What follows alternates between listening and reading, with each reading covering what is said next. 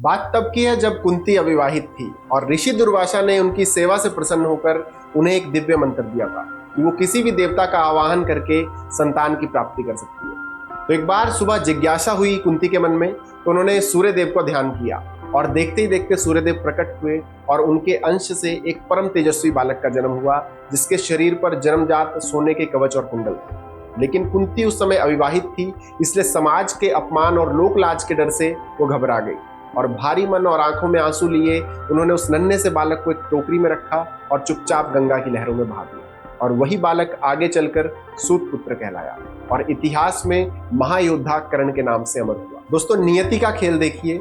जिस बालक को कुंती ने समाज से छुपाया था, वही बालक वर्षों बाद अपने ही भाई पांडवों के खिलाफ दुर्योधन का सबसे बड़ा ढाल बनकर खड़ा हुआ। फिर जब महाभारत युद्ध से ठीक पहले कुंती ने कर्ण को यह सच बताया कि तुम एक सूत पुत्र नहीं बल्कि उनके ज्येष्ठ बेटे हो और पांडवों के सबसे बड़े भाई हो, तो कुंती ने उससे पांडवों की तरफ की ओर आने की विनती की कि कर्ण, आप पांडवों की तरफ आ जाओ।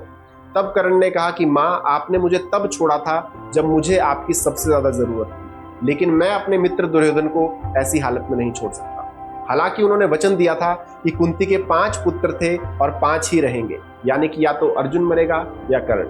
तो कुंती का वो एक निर्णय जो उस समय केवल एक डर था, लेकिन अंत में इतिहास का सबसे बड़ा पछतावा बन गया। शायद अगर कर्ण को उसका अधिकार मिला होता तो शायद कुरुक्षेत्र में अपनों का लहू ना बहता।